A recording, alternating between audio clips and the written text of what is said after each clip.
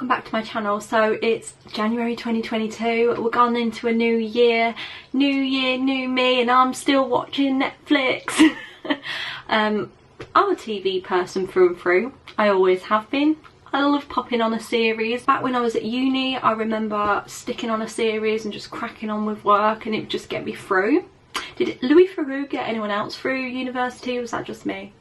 Anyway, I digress. I just thought it would be fun to share my current top 20 series on Netflix. Some of them are new, some of them are old. Hopefully you haven't seen a handful of them, so you could get your teeth stuck into something new. I'm gonna start and kick off. There's no particular order, I haven't put them in a rankings, but I'm starting off with number 1, Cobra Kai.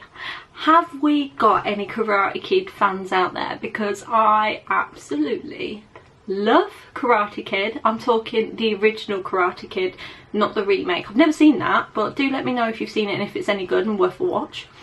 I loved it. And Cobra Kai, if you don't know, is basically years in the future. It's the same bloody characters, as in like the actors and actresses. We've got Daniel, we've got Johnny, and we've got Kreese. I don't want to spoil it too much if you haven't seen it. A lot of the characters are the same, the exact same characters from back in the day, and it's basically where they're at now. So if you love Daniel LaRusso and want to know what he's up to now, tune into Cobra Kai. The new series has just come out and it was fantastic. I've just watched it all. It was so good. Anyway, I can't ramble on about every single series I'm going to go through because I've got 20 of them, but Cobra Kai, if you're interested and love Karate Kid, check out Cobra Kai. Oh, love it. So the next one I've put down is Stay Close. I've not finished this one yet. Me and Ryan are watching it, and I think we're on episode 7, there's 10 altogether. Very good, very good. I'm really enjoying it. You have to really concentrate on this one, I think, because there's a lot to it, as in like a lot of, not loopholes, I don't want to give too much away, but there's a lot of characters and a lot of things that piece together the story. It's very good. It's basically about this woman that used to have, obviously she had a past, and she basically cut out that kind of life, started her life fresh, and the new people in her life, including her family, have no idea about her past. So I don't want to give anything too much away, but her past is basically creeping up on her, paying a knock on her door. So it's very good. I'm really enjoying that one. Oh, Afterlife. Ricky Gervais's Afterlife. If you want something to pull on your heartstrings, to make you laugh, to make you cry, to make you go on this emotional roller coaster journey, I recommend Afterlife. So if anyone doesn't know what Afterlife is about, it's basically about a guy who has lost his wife to cancer, and that's all it is. It's literally about him and how he deals with the grieving and how he deals with everyday life. It sounds quite dark, and it is, but it is a comedy as well. It's absolutely fantastic. The way it's written, the way it's produced, I can't recommend that one enough. So I really highly recommend Afterlife by Ricky Gervais. The next one I'm very excited about because the new series is kicking off this month. Can't wait. Ozark. Has anyone seen Ozark? So I don't know when it originally came out, but me and Ryan discovered it in the first original lockdown in 2020. We were like, whoa, why have we not seen this before? And we just like, I think there was 3 or 4 series. I can't remember how many series there are out. It was 3 or 4, and we was able to just binge watch them. Very good. Basically about this family, and the dad gets involved with drug dealing, but not on a minor scale, on a major scale. So that's all I'm going to say on that one. A lot of people they meet in it. There's a lot happening on it, and they get proper over their heads. It's very good. Highly recommend. And obviously they moved to the Ozark, so that's where that comes from. It's brilliant, and the new series coming out this month, so I can't wait, because how it ended on the last one, I'm like, ooh. The next one I'm going to recommend is Emily in Paris. I've just started watching the new series of that one. I absolutely love it. So I have watched the other series that came out. It's basically one of those nice, easy, chick flicky kind of watches. If you don't know what to put on, you want something to just zone out to, Emily in Paris is the one. It's so good. It's basically about an American woman that moves to Paris for a fashion job, and that's all I'm gonna say. She obviously meets people, there's relationships, there's friendships, there's the work side of things. It's very good. Just give it a little watch. It's really easy, it's nice. I highly recommend that just to zone out to. Number 6, You. If you haven't watched You, I recommend it a lot. There's 3 series of it now. I still think series 2 is probably my favourite. I don't know, I don't really know. Number 3 was really good, really enjoyed it. I enjoyed all of them, but number 2 was my fave. But obviously number 1 was very good because obviously it's introducing who he is, and he's basically this stalker, but he's a bit of an extreme stalker. I don't want to give any more away if you haven't seen it, but he's a very interesting character that you would not want in your life.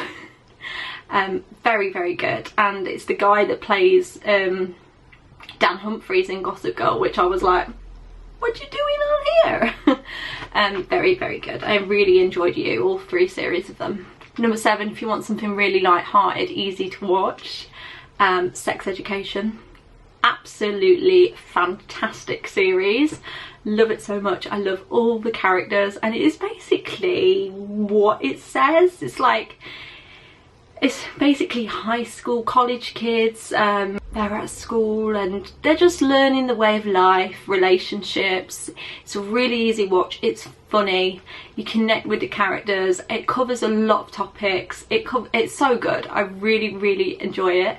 Gillian Anderson plays the mum of one of the characters, and she's a sex therapist, and she's literally a queen. It's very good. If you haven't seen it, Sex Education, love it. This is another really easy watch, and I just come across it one day and I was like, yeah, I'm gonna give that a whirl. I have no idea what it's about. Ginny and Georgia, basically a mother-daughter duo, and it's just basically about their lives and the relationships, the relationship between them two, relationships in both their lives. Her daughter's at high school, and it's just really nice. I really enjoyed that actually, and there's going to be another series of it, so I'm really looking forward to the next series because that one kind of ended on a bit of a cliffhanger kind of thing as well. I was like, oh. But yeah, Ginny and Georgia's a really nice, easy watch. It's very like easy girly chick flicky kind of style. Clickbait is fantastic. This made me like, I think it was the first episode, I was like, what is going on? So I don't want to spoil this too much, but you find this out instantly. It's basically about a girl, someone in her life, I won't say who, someone very, very close in her life, had a video of them taken and it went viral, but it's basically them. I don't know whether to see it actually. I don't know if it says it on the description. I won't give it away. Basically, there's a video of them. She discovers it and she's like, that's my... And it's gone viral and it's scary. It's not like a, oh, it's just a video that's gone viral. It's like dark. It's like, oh my goodness, we need to get the police on the phone now. Very, very good. Really enjoyed that one. I think I watched that one on my own actually. I was like, wow. Loved it. Next one's an oldie but a goodie. I can't even remember what year this came out, but anyone that hasn't seen Breaking Bad, you need to watch it. Please, please, please, please watch it. It's so good. I've actually watched that one through, I've watched it through twice or 3 times. I love it so much. It's so good. There's so many series and so many episodes. So once you're hooked, you're like, I've got a while to go. And that's what you want. It's not one of those ones where you're like, oh, wish this would end. You want more and more and more. It's so good. It's basically about a guy that has been given some devastating health news, and he just wants to provide for his family, make sure he leaves them in the best position possible if the worst happens to him. And gets into drug dealing on major scale, and it gets way out of hand. I'll leave that one there for you because that was really, really good. As of, I'm going to say all of these are really, really good because obviously they're my recommendations. I really enjoyed them. Number 11, Stranger Things.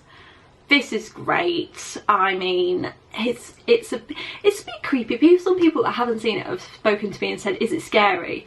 I wouldn't say it's not scary. There's some really creepy elements in it and some dark bits in it, but I don't really want to say too much about this one. I would just give it a watch. Just go in not knowing too much and just enjoy it for what it is. It's set like in the 80s. It's really good. There's like 80s music. It's really, really good. Number 12, The Queen's Gambit. Right.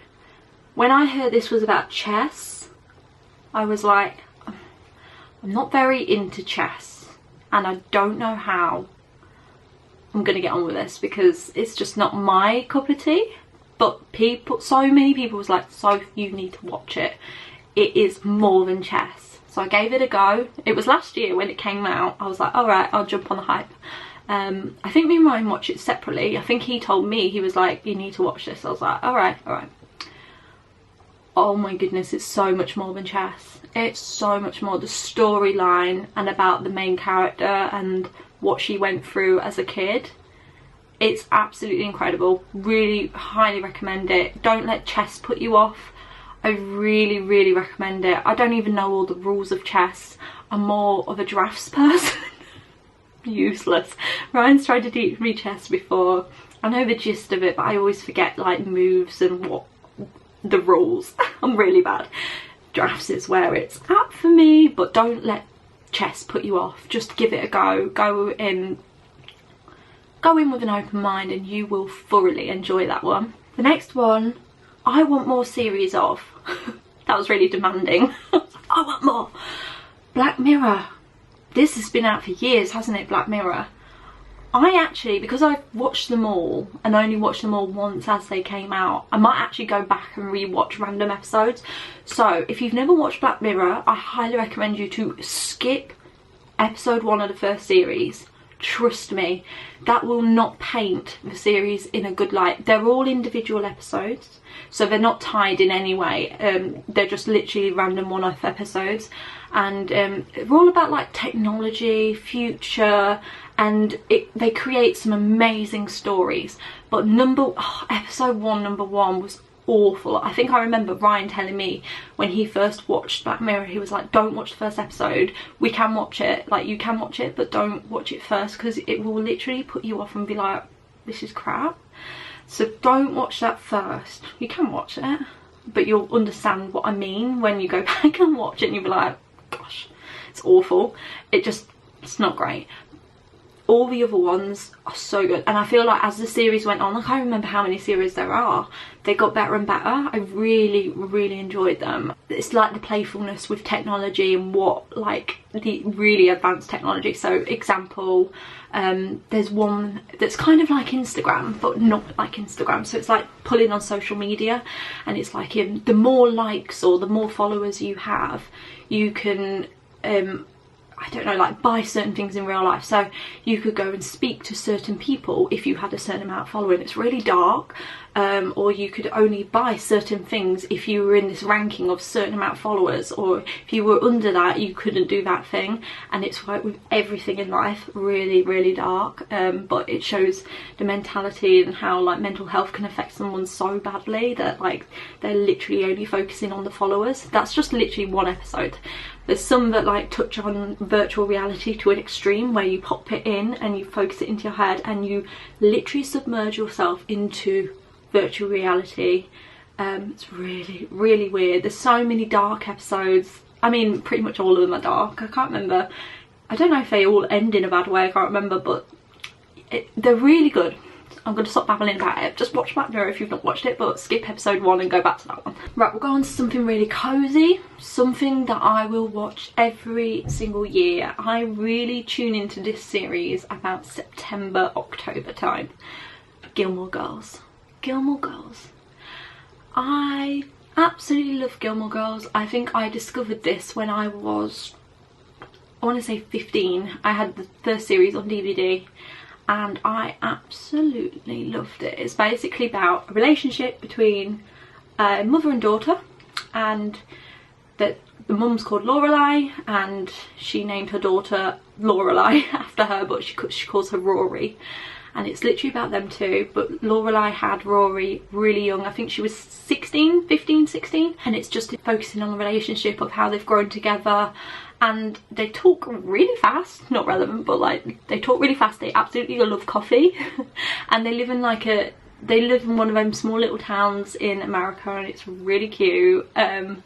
There's like a coffee shop on the corner, like, well, diner, Luke's Diner. It's just really cozy. If you just want one of those series just to put on, it's a good background watch as well. There's I can't remember how many series and episodes there are. There's quite a lot, but it's really lovely. It has really nice catchy theme tune. Just really nice. Next one I really enjoyed, and Ryan really enjoyed watching this one with me, was 13 Reasons Why. I know this one got a lot of backlash actually after the first series, and I think it's because of how brutal it really is. But in my opinion, I think it's a good thing to be shown. Like, it's very hard. I don't want to give too much away, but it's basically about a girl that is suffering really badly with mental health, not getting on at school, as she feels like she's a bit of an outcast, and something happens and she left tapes for people. I don't want to say any more than that because I don't want to ruin it for anyone, but they are her 13 reasons why she left these tapes, basically. So I won't spoil it too much, but it's basically set at high school. It's quite relatable in some ways, and it touches some very, very important topics. But I've thoroughly enjoyed this series. It's a very good series to raise awareness. Yeah, just highly recommend. It's quite dark. I feel like this series could be very triggering for a lot of people, and I think that's why as well it got a lot of backlash, because it wanted to raise awareness, but it almost triggered a lot of people. So maybe just be mindful of that and do a bit of research on the series before you jump into it, just because I wouldn't want to recommend the series to someone that is suffering in some way, and I would not want to be responsible for someone to be triggered by that series. So just do a little bit of research on it first, and what it covers and the topics and how graphic some things are, because I will tell you that there are a lot of episodes that are very, very graphic and yeah, could be very triggering. So just be very mindful of that beforehand. Number 16, The Bold Type. This is proper chick flick. I discovered this last year. Oh my goodness. I was like, where have I been? This is actually one of the best series I watched last year. It's proper chick flick. It's set in New York. Group of girls that are best friends. They work at fashion and lifestyle magazine called Scarlet Magazine, and it's just literally about their lives, the three girls, and it's like covers so many different topics, relationships, the job itself, and it's just absolutely fantastic. If you're into that kind of thing, like think Devil Wears Prada, Sex and the City kind of the vibe, it's like that but more modern. Give it a go, it's really good. Number 17 is American Horror Story. Now I love this, and I will admit I haven't actually seen all of them, so I'm like, I need to get on that, and I never watched all of them in order either. I think we started off with Freak Show and then we moved on to Hotel, which definitely is not in order. I can't remember what we went on to after. We went back and forth, but they're not connected. Each series is its own story. It is, I wouldn't say it's scary. Some parts probably could be, because obviously scary is different for a lot of people. I personally didn't find it scary, but someone else might, and it just have them elements to it. I really enjoy Freak Show. I heard a lot of people didn't like that one, but I was like, I thought it was great. And Hotel has Lady Gaga in it. I was like, yes, queen. So they're basically each series individual stories, but each series has like the same, pretty much most of the same cast, so they have a lot of the same actors in it, which is great. And yeah, they're just all basically scary series. It's really good, really enjoy it. Like if you like a bit of a horror, a bit of a scary series, tune into that one. I'm going to stick on the scary one actually, and I'm going to go with Haunting of Hill House, and also I'm going to talk about Haunting of Bly Manor as well. So two separate ones there, but they're made by the same people. It has like the same characters, and I recommend watching both of them. Start with Hill House, then go on to Bly Manor. I personally preferred Bly Manor. I know a lot of people preferred Hill House, but let me know if you've seen them or if you're gonna watch them and what you think. Yeah, they're just a really good creepy series to get your teeth stuck into if you like that kind of thing. I highly recommend. There are a few jump scares. I remember watching Hill House on my own. I don't think Ryan watched that one with me. I watched it on my own in the dark. I was like, what am I doing? There was some scenes where it was like, it's gonna jump right now, and they were like proper jump scares, but really enjoyed them, and I really enjoyed the storyline. Blind Manor was really good in my opinion. Like, I was much more connected with the storyline and the characters, I think, on Blind Manor, even though some of the characters are like kind of connected. I think I ended up crying in Blind Manor as well. I got really emotional. So let me know what you think, but I highly recommend them too. And then the last recommendation is Derek. So if you have watched Afterlife, for example, and you haven't watched any more of Ricky Gervais's stuff, or maybe you've seen The Office but not seen some of his other bits, Derek is on Netflix, and it's amazing. If you want one of those ones where you laugh, you cry, and you just really enjoy the journey, it's set in a care home, and Derek works there as a volunteer, and he's the most lovely human being that you could ever meet. And it's basically about the life in the care home that he volunteers in, and there's lots of characters in there. Obviously Ricky Gervais uses a lot of the same actors and actresses, which I absolutely love, because it's always nice watching a new series from him and you seeing like the same people used. It's really nice. I just think they work really well together. Carl Pilkington's in that one actually. It's funny, it's good, but do have a good old cry as well. I highly recommend Derek. That and Afterlife are my two favourite things he's done. Absolutely fantastic. So those are my top 20 series that are on Netflix. I hope you enjoyed this video. I hope you found something that you haven't watched and give it a go. Let me know if you've seen any of the series that I've listed and what you think. I need a new series to watch once I finish Stay Close. Oh, I have said I need to finish Emily in Paris as well, but they're already on the go. So once I've finished them, I need to get something else on the lined up. So if you have any recommendations to me, pop them in the comments below. Give this video a like if you enjoyed it, and I will see you next time. Bye!